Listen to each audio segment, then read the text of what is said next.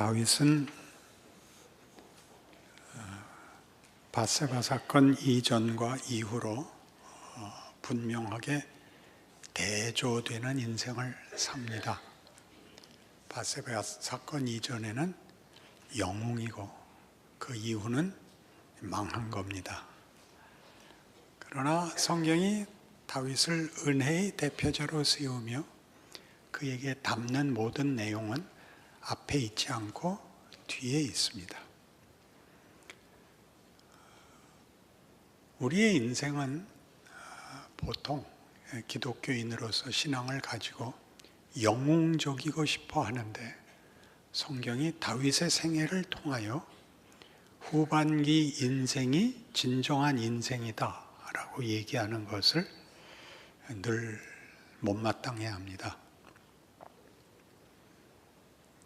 우리는 스스로 영웅이 되기를 원하며 최소한 영웅을 흠모하는 것이 신앙생활이라고 생각을 하고 우리가 우리의 기대만 못한 현실에 대하여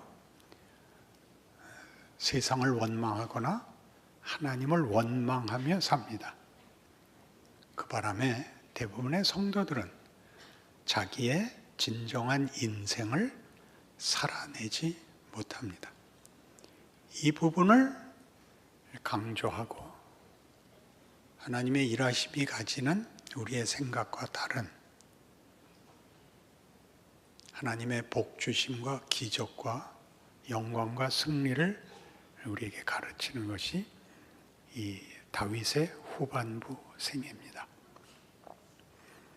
그는 지금 압살롬의 반역이 막 끝나고 다시 세바의 반역 앞에 서게 됩니다. 세바는 베냐민 지파 사람이고 말하자면 사울이 속했던 지파로서 다윗의 정권에 반대하는 세력인 셈이지요. 묘하게도 세바의 반역은 남은 지파들의 합세하고 지지함으로써 굉장히 큰 문제가 됩니다. 다윗은 이 반란을 다시 잠재우기 위하여 유다 지파에 기댈 수밖에 없게 됐는데 그 일을 아마사에게 맡깁니다. 굉장히 중요한 일이죠.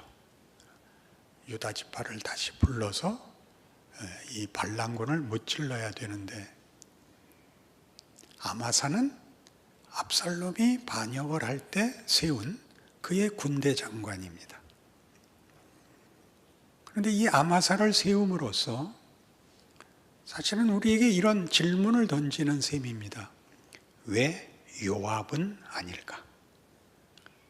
요압이 가장 충성스러운 다윗의 군대 장관인데 요압을 제외하고 아마사를 세웠을까? 의심의 생각이 들어야 됩니다. 아니나 다를까?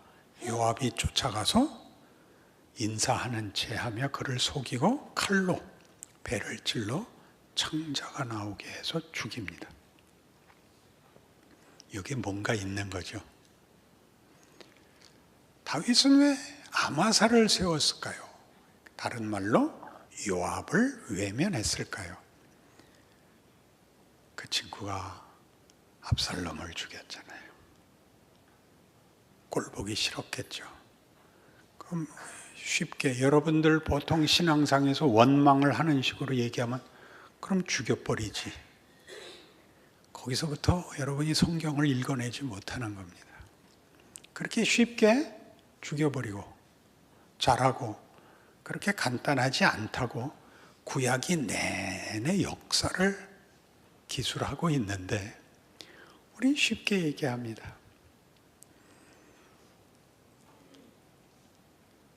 그 요압을 아마세를 죽인 요압을 20장의 세바 반란을 평정한 후에 그 반란은 요압이 승리하지 않고 도망간 성에 있는 한 여인이 꾀를 내서 세바를 잡아주고 끝납니다.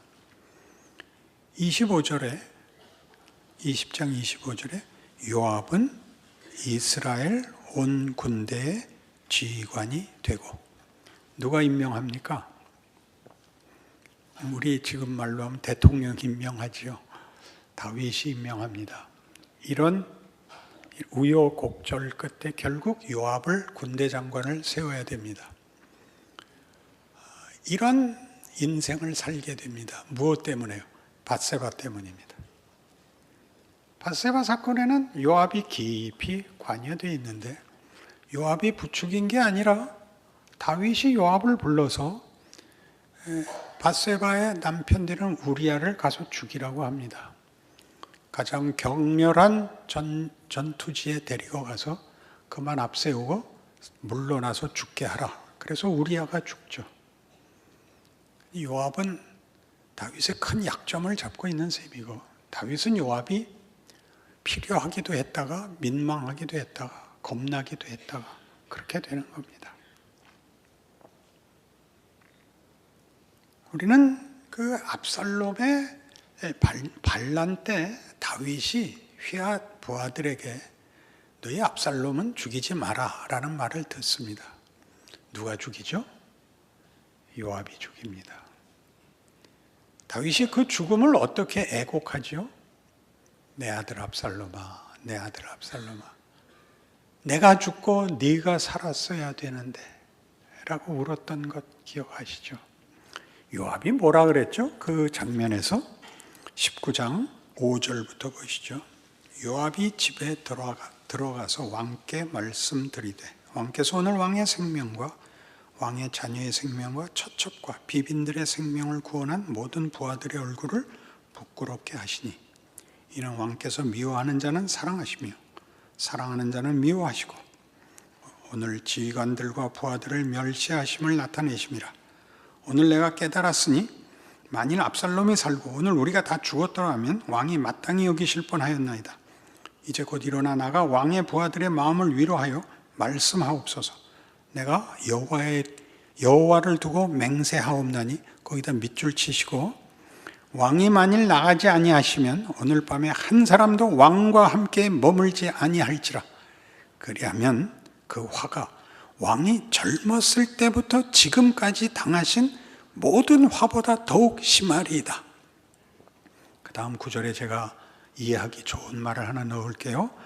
왕이 화다닥 일어나 성문에 앉음에 어떤 사람이 모든 백성에게 말하되 왕이 문에 앉아 계신다 하니 모든 백성이 왕 앞으로 나오니라. 정세를 알아들으셨죠? 요압의 공갈 협박 아래 나와 앉습니다. 이렇게 할 수는 없었을까요? 날 죽여라, 네가 왕해라. 여러분은 그게 더 쉽지 않았나요? 다윗이 원치 않는 길을 이제 가게 됐다는 걸 모르시겠습니까? 그는 민망하고 답답하고 부끄럽고 설명할 길 없는 인고의 세월을 보내야 합니다. 이것과 대비해 보십시오. 그가 형에게 그 양식을 가지고 부모의 명을 받고 오다가 골리앗 앞에 엎드러진 이스라엘 백성들, 숨어서 벌벌 떠는 이스라엘 백성들을 보고 화가 나서 의분이 차올라서 뭐라고 골리앗을 마주 대하는지 기억하시죠? 살아계신 하나님의 군대를 모욕하는 이 할례받지 않은 놈, 내가 양을 지키기 위하여 사자도 잡고 곰도 죽였으니 내 이 사람을 그 짐승들 중에 하나같이 하리라. 이렇게 나서는 겁니다. 이런 영웅성, 이런 간단함이 없어집니다. 왜 없어지죠? 기도해서 없어지는 것도 아니고 신앙이 좋아져서 없어지는 게 아니라 현실이 그렇게 되는 것입니다. 할 말이 없게 되는 겁니다. 여러분들 늘 좋아하시는, 그러니까 왜 밧세바야, 그렇게 말하는 건 얼마나 성경이 하는 얘기와 동떨어진 원망입니까? 여러분, 현실이 그건데 밧세바는 아니라고요? 그렇죠. 죽어서 백골이 진토됐죠. 그따위로 이 길 갖다 붙이는 게 어디 있어요? 오늘의 여러분의 밧세바는 뭐예요? 무능한 거, 뭐 할 말 없는 어떤 유전자, 무슨 이웃집 개새끼, 뭐 여러분이 제어할 수 없는 것 투성이에 있잖아요. 하나님, 나 다윗 갖고 싶습니다. 근데 왜 하나님 안 해주십니까? 어느 다윗? AD, BC. 성경이 다윗을 앞에 골리앗을 물리치게 하고 사울을 용서하게 하고 법궤를 찾아오고 성전을 짓겠다 한 건 이제 보면 다 긴장을 구축한 거에 불과한 거죠. 그가 서울역 앞에 지게꾼이었으면 밧세바 아니라 누굴 간통을 했든 무슨 상관이에요. 야, 너 잘했다. 너 클레오파트라도 어떻게 해봐라. 우리가 상상하는 것이 얼마나 성경의 의도와 빗나가 있는지 아시잖아요. 이게 뭐야? 그래야죠. 다윗은 이게 뭐야? 다윗은 이게 뭐야? 여기서 왜 꼼짝도 못해? 요압, 너 그따위로 말할래? 너 이 새끼? 너 죽고 나 죽고 한번 해볼래? 그래야 맞지 않아요? 앞에서는 했잖아요. 이 할례 받지 않은 개새끼가 어딜 나와서 지져 이랬잖아요. 그건 누가 써먹어요? 요압이 쓰잖아요. 내가 여호와의 사심을 두고 맹세하노니 이 왼수가 거꾸로 한다니까. 세상이 우리를 공격할 때 그렇게, 야, 내가 예수 믿으면 너보다 나을 것 같다. 그렇지요. 여러분이 뭐라고 원망을 해요? 그러니까 목사님 좀 잘하세요. 이런 소리 좀 안 듣게 하세요. 목사 책임이라고요. 여러분 보고 하나님이 그 속에서 어떻게 할래? 그렇게 묻고 있다고요. 마음에 안 드는 목사 데리고 그러죠. 이제 저한테 와서는 모시고 그리고 거지 같은 현실에서 간신히 그날 주일이라도 지키고 있는데 세상 나가면 우리 보고 뭐라 그러고 어떡하란 말이에요. 거기에 다윗이 붙잡혀 들어와 있고 거기가 본론이래요. 그 앞에 있었던 건 뭐고? 이 긴장을 구축한 하나의 컨텍스트에 불과하대요. 정신 차리세요. 거기에 본문이 있지 않고 여기에 본문이 있다는 것입니다. 수동태가 되어버렸죠. 예수 이름으로 능동태가 될 줄 알았는데 비전이 있고 꿈이 있고 능력이 있고 영광이 있고 승리가 있을 줄 알았는데 그게 다 아니고 수동태로 끌려옵니다. 수동태로 끌려온 신앙 인생을 가장 극명하게 보여준 대표적인 인물 요셉. 형들의 미움을 사고 죽을 뻔하다가 팔려서 먼 나라 애굽의 시위대장 집에 노예가 됐다가 무고를 당하여 감옥에 갇히고 시편 105편에 나오는 간단한 요셉의 생애는 이렇게 되어 있습니다. 한 사람을 앞서 보내셨으며 요셉이 종으로 팔렸도다. 그의 발에 착고를 차고 그 몸이 쇠사슬에 매였으니 여호와의 말씀이 응할 때까지라. 그 말씀이 저를 단련하였도다. 그리고 뒤는 이렇게 나옵니다. 왕이 사람을 보내어 저를 방석하며 저를 그 집안의 주관자로 삼아 백관을 제어하며 장로들을 지혜로 교훈하게 하였도다. 요셉의 생애는 철저하게 수동태였는데 만들어진 것은 그가 열심을 내고 분발을 하고 최선의 길을 걸은 것보다 훨씬 큰 것, 상상할 수 없는 것이 결과됐다라고 요셉의 생애가 우리를 증언합니다. 좋은 길로 가면 안 되나요? 그건 모르겠습니다. 고난은 하나님이 정하신 하나님의 지혜입니다. 그리고 이런 인물이 또 있느냐고요? 욥이 그렇죠. 욥은 당대의 의인입니다. 그는 의로울 뿐만 아니라 겸손하며 혹시라도 모르는 중에라도 실수를 했을까 봐 늘 제사를 드리곤 했습니다. 자신의 죄는 물론 자식들의 죄를 위해서도 넉넉하게, 그러니까 보험을 드는 거죠. 빚을 질 일이 없이 해놓는 거죠. 사탄이 와서 하나님 앞에 이런 도전을 하죠. 하나님이 질문을, 넌 왜 이렇게 바삐 돌아다니고 쓸데없이 세월을 허송하느냐. 욥을 봐라. 하나님이 잘해주시니까 그렇죠.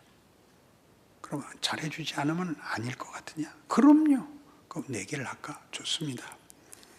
그래서 하나님과 사탄의 내기에 괜히 상관없는 욥이 이제 그 내기의 결과를 건 시험에 빠져서 하루아침에 재산 다 뺏기고 또 하루아침에 자식들 다 죽고 하루아침에 온몸에 악창이 나서 기왓장으로 몸을 긁으며 탄식에 빠져 있습니다.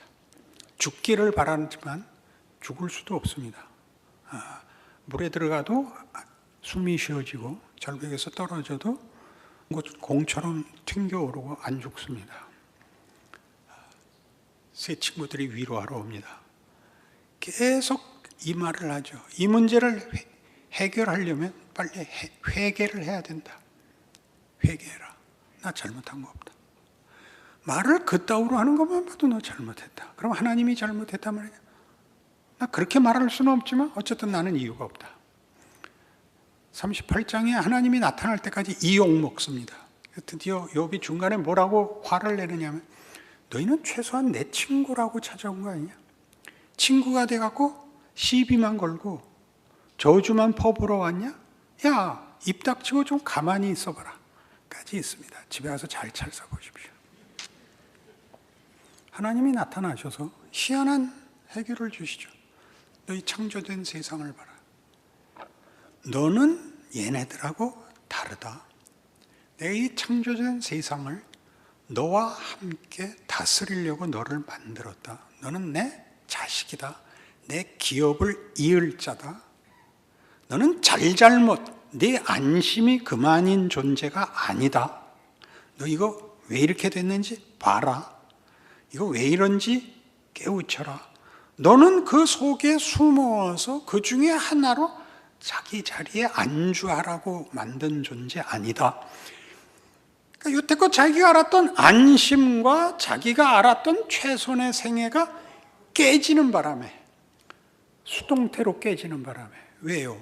주어진 도전과 환경이 본인이 납득할 수 없는 바람에, 본인이 할 수 있는 원망과 무슨 분노 가지고도 해결할 수 없는 것 바람에 친구들이 와서 네가 뭔가 원인과 결과의 법칙에서 네가 어떤 원인의 실수가 있었을 거다로 해결되지 않는 문제 때문에 창조자의 동역자로 부르심을 받는 지위로 끌어올려집니다.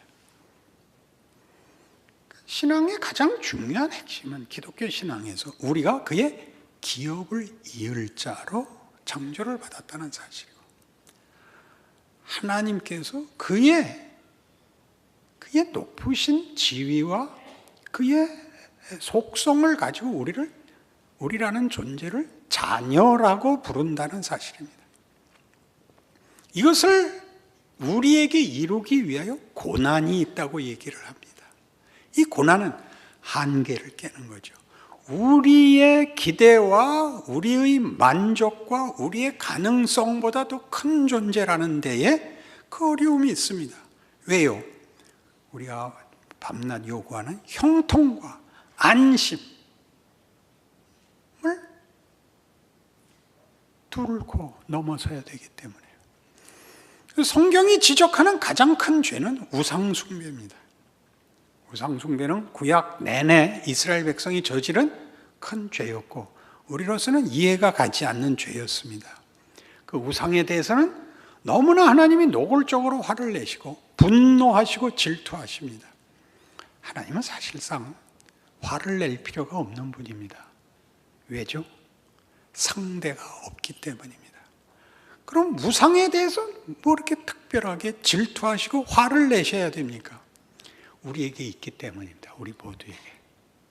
그것이 뭐 쉽게 얘기하는 돈이고 권력이고 그게 아닙니다. 타협입니다. 우상은 타협. 어떤 타협? 내가 아는 선까지면 저는 만족합니다 를 하나님이 거부하는 겁니다.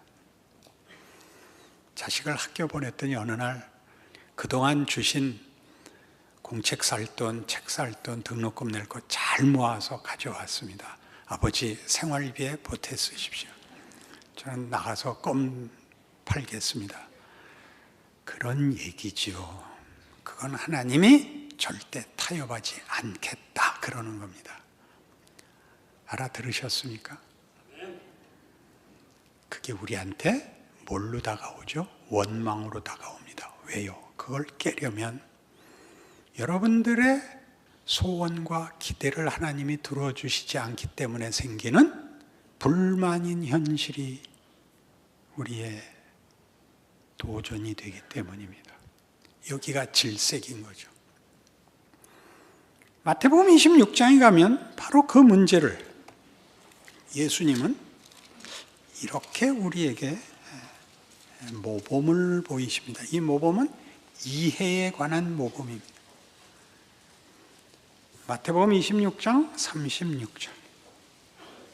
이에 예수께서 제자들과 함께 겟세마네라 하는 곳에 이르러 제자들에게 이르시되 내가 저기 가서 기도할 동안에 너희는 여기 앉아 있으라 하시고 베드로와 세베대의 두 아들을 데리고 가실새 고민하고 슬퍼하사 이에 말씀하시되 내 마음이 매우 고민하여 죽게 되었으니 너희는 여기 머물러 나와 함께 깨어 있으라 하시고 조금 나가서 얼굴을 땅에 대시고 엎드려 기도하여 이르시되 내 아버지여 만일 할만하시거든 이 잔을 내게서 지나가게 하옵소서. 그러나 나의 원대로 마시옵고 아버지의 원대로 하옵소서. 이 표현은 기억해뒀으면 좋겠습니다. 38절에는 내 마음이 매우 고민하여 죽게 되었다. 예수님이 그 마음이 고민하여 죽게 되었답니다.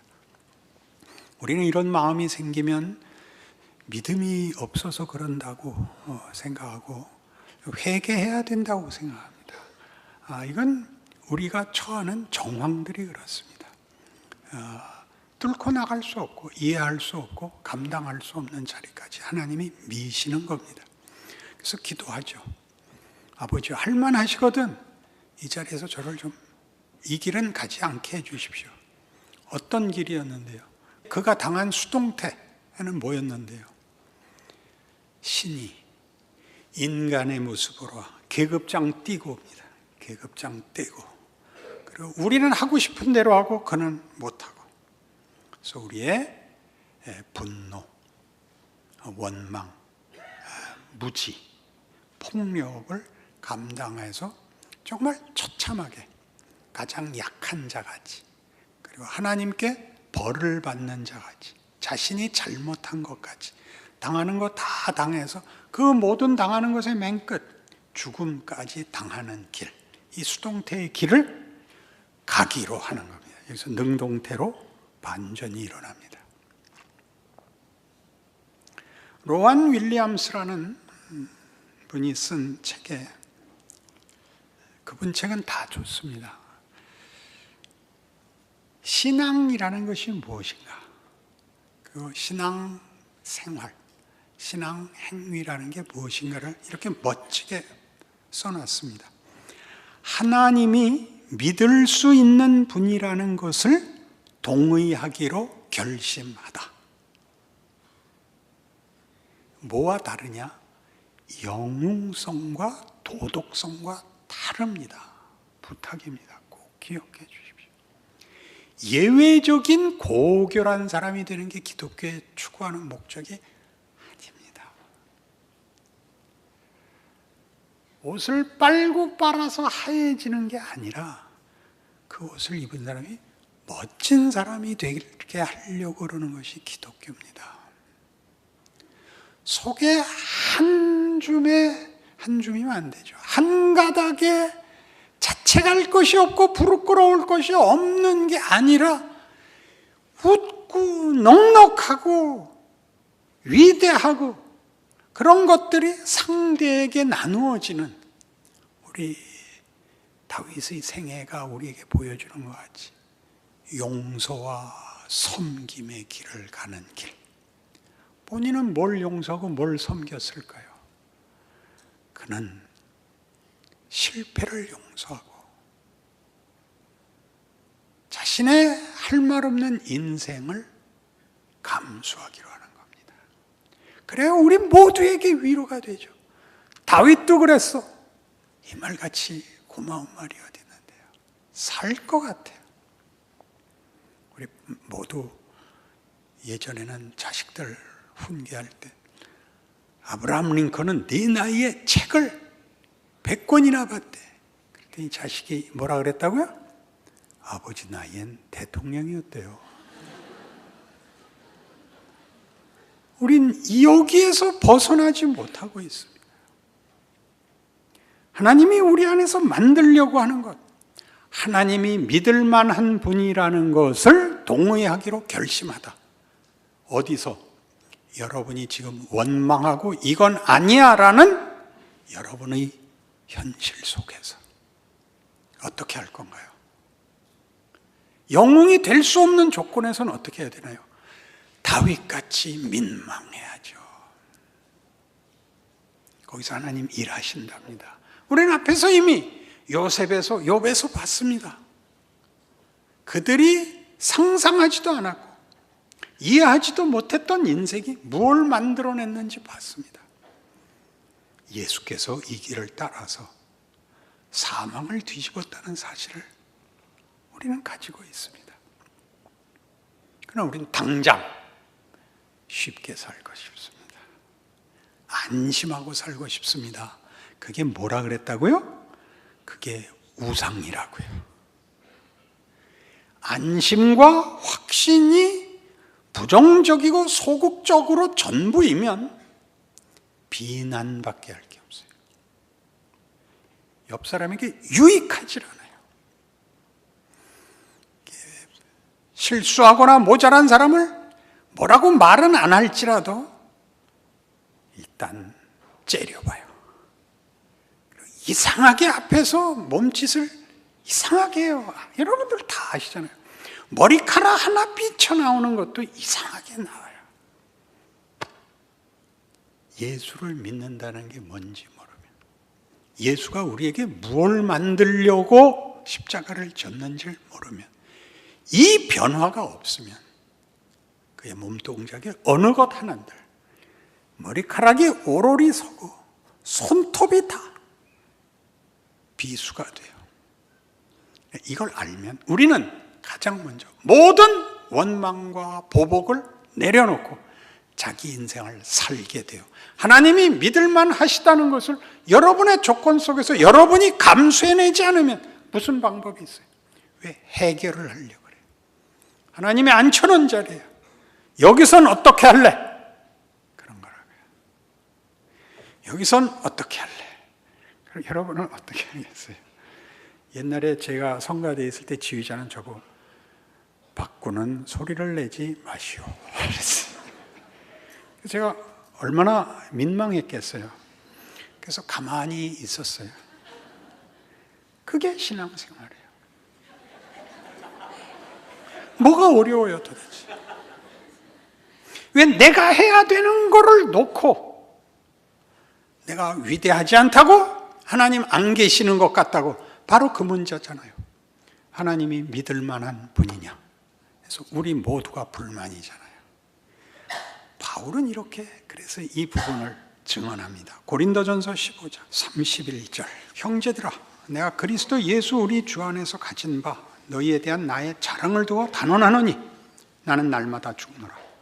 내가 사람의 방법으로 에베소에서 맹수와 더불어 싸웠다면 내게 무슨 유익이 있으리요? 죽은 자가 다시 살아나지 못한다면 내일 죽을 터이니 먹고 마시자 하리라. 예전 로마 시대에는 예수 믿으면 잡아가고 죽이고 맹수들 앞에 세우고 그랬어요. 그러니까 여러분들도 이 바울의 생애를 아니까 그렇지, 여러분이 그런 일을 보면, 예전에 쿠어바디스라는 영화를 보면 그 맹수들 앞에 잡아먹히고 불태워주고 그런 거 보면 눈물이 나곤 했어요. 그 영화 보면서. 감격의 눈물만은 아니었어요. 원망이 섞여 있었던 거예요. 왜 이렇게, 하나님 왜 이렇게 내버려 두세요? 왜 이렇게 내버려 두세요가 있는 거예요. 그들의 죽음이 영웅적이고 멋진 것은 감동이 되지만 이렇게 볼품없게 그냥 이렇게 죽고 말게, 하나님, 저는 절대 목숨을 버릴지언정 하나님을 배반치 않겠습니다. 그게 모두의 조롱이 돼. 그 콜로세움에 모인 모든 구경꾼들이 웃어. 저들은 죽으면서도 이상한 소리 한다. 그게 그렇게 그때 불만이었어요. 지금 모두의 불만이죠, 그게. 내가 그때 혈기를 부리고, 좋다, 사자 있는 대로 다 내보내라, 주 예수 그리스도의 이름으로 새끼들 한 칼에 누나를 다 빼겠다, 그렇게 섰으면 그게 뭐겠냐 그래요. 그게 기독교 신앙이냐? 피해 다니는 게 기독교 신앙이라는 거예요. 그게 뭐라고 욕을 먹었겠어요? 당신은 대사도라는데 죽음이 무섭냐? 당신이 잡혀가서 멋있게 한번 해갖고 로마 황제 그냥 목을 비틀어 놓지 왜 밤낮 숨어 다니냐? 그런 소리 들었겠어요? 안 들었겠어요? 본인은 그런 생각을 해봤겠습니까? 안 해봤겠어요? 여기 했잖아요.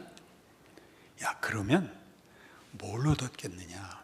하나님이 시간을 가지고 예수 안에서 그의 육체로 피 흘려 몸찢어 만드시는 하나님의 지혜와 기적을 내가 모른다면 복음의 가치를, 내용을 무슨 수로 증명하고 무슨 수로 누리겠냐? 나는 매일 죽는다. 그러나 우리에게 부활이 있다. 이 모든 것이 승리로 갈 것을 나는 안다. 나 기꺼이 매일 죽는다. 그걸 사는 거죠. 매일 죽는 거죠. 누가 옆에서 자꾸 놀리죠. 예수를 믿어? 야, 돈을 믿어야지. 돈이 최고야. 여러분, 발악하지 마세요. 그렇게 얘기하면 충고는 고맙게 받을게 그러셔야죠. 너 교회 가지 마. 생각해 볼게. 너 왜 오늘 또 교회 왔어? 생각 중이야. 무슨 시원한 답을 가지면 좋겠어요? 거기서 위대한 게 만들어지던가요? 성경 이야기는 여러분이 이 앉은 자리, 여러분의 모습 속에 위대한 도전이 있나요? 우리에게 위대한 도전이 있죠. 하나님이 믿을 만한 분이세요? 네. 여러분 자신에게 나는 어느 만큼 그 대답을 하고 있는가? 이것이 우리가 매일 노력해야 되고 자신에게 확인해야 되고 감사해야 되고 격려해야 되는 진정한 인생이죠. 이 인생을 살아내시면 여러분 얼굴에 빛이 날 것을 제가 약속합니다. 아멘. 기도하십시다. 하나님 아버지, 우리는 하나님이 일하시는 현장에 있습니다. 우리를 위협하고 시험하는 모든 것들과 우리의 힘이요, 지혜요, 능력이 되시는 예수님과 함께 있습니다. 어느 편을 들 것인가? 어떻게 할 것인가? 우리의 반복되는 하루가 얼마나 진지한 영적 전쟁이며 명예와 승리의 기회인가 알게 하옵소서. 이기게 하옵소서. 감사가 넘치게 하옵소서. 우리를 통하여 하나님의 기적이 나누어지게 하옵소서. 예수님 이름으로 기도합니다. 아멘.